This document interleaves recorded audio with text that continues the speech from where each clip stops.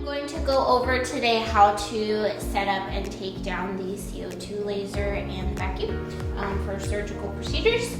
So when you come into the surgery room, you want to make sure that you set this up prior to your patient being in here. When you come in here, both of the machines are going to have this plastic cover on them. It is to ensure that they don't get dirty. You're going to be hooked onto this little hook up here. So you're just going to take it off. Just be aware when you do take off the covers that you are not super rough and you bend this cable here. So you can just put your plastic to the side.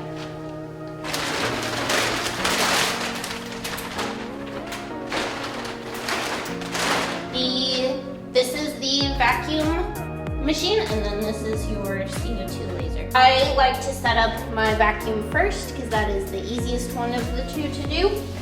So you can wheel your vacuum over here. I like to do one on one side of the table, one machine on the other side of the table, just so things don't get super crowded. So you're gonna have an electrical cord that you'll plug into the wall first. And then you have a pedal to turn the machine on and off. So when you plug it in, this power button is gonna come up red. You're just gonna hit this power button on the front here. It's gonna turn it on. You can adjust your power of suction that you want. Majority of the time they want it all the way up at 9. You wanna place your little arm here closest to wherever the doctor is going to be working, wherever that surgery site is going to be. The closer you can get to the surgery site, the better. You just want to make sure that you're not touching any of the sterile field. Your pedal you want to put close to wherever your doctor is going to be working. That way they can just tap it on and then tap it off. You can go ahead and set up your laser. So wheel it over to wherever the doctor is going to be working. You'll have another power cable that you'll need to plug in.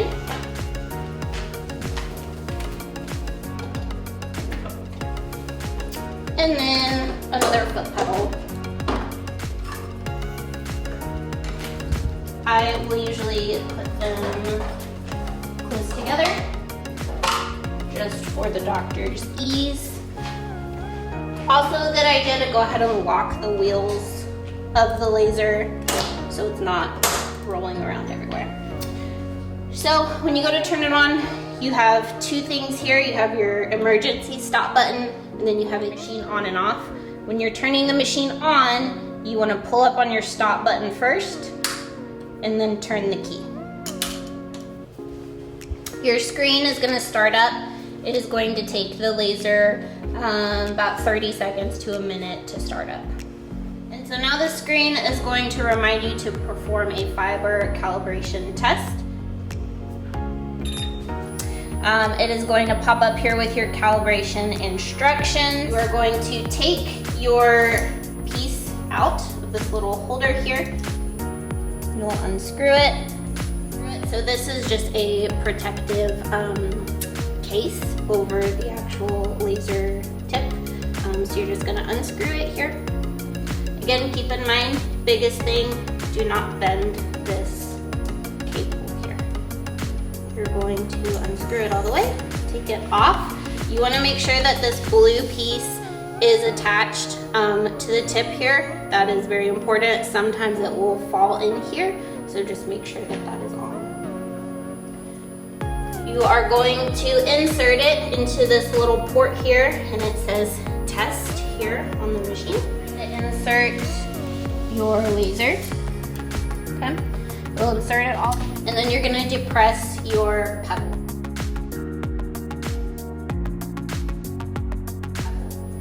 You're going to hit ready, depress the pedal, and you want to hold it the whole entire time you're doing the test. It's going to say calibration in process. It's going to say laser. Okay, You'll let up. When it's done, it's gonna give you a percentage. You'll put this back on.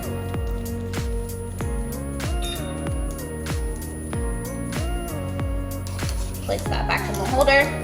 And then you wanna write down that percentage here on this notebook. So just like we pressure check our anesthetic machines, this is also a log when you do your calibration. So you'll write down the date that it was done, your initials, the percentage that that screen gave you, and then you'll also initial when you take down the machine. So now that your calibration is complete, you can hit exit, and this will take you to your main screen where you will be able to set the wattage for the doctor for the procedure. All right, so say the doctor wants it at 6 watts and wants it on continuous mode, okay?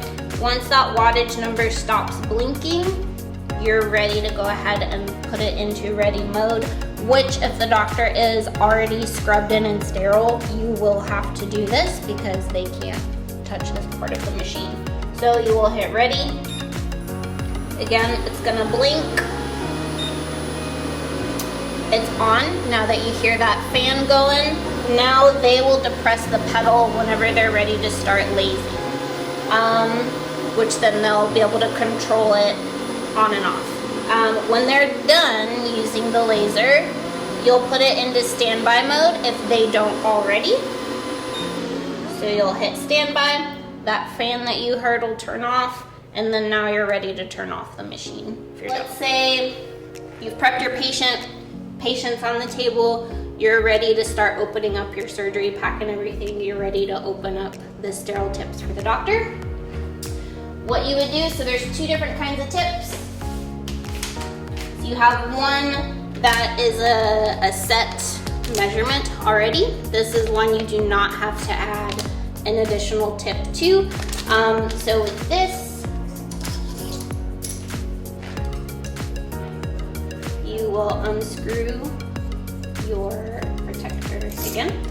There's this little nifty holder right here that can just hang out there. So you'll go ahead and take your sterile tip, slide it on, twist it on, make sure that you're only touching this silver part here. And then now you're ready to hand it to your doctor and it's nice and sterile. You were doing one where you had a separate piece.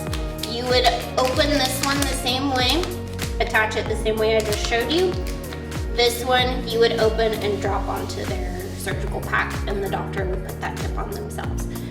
We have different tips of different sizes. So some doctors during the same procedure like different size tips, or maybe they change their mind and they want a different one. So this is just how you would drop anything else sterilely, like a blade or a suture pack or anything else, you would just drop it. As long as the machine is in standby mode, you're good to shut it down. So you're gonna turn it off the opposite way that we turned it on. You're going to turn your key first to that off position and then push down your stop button.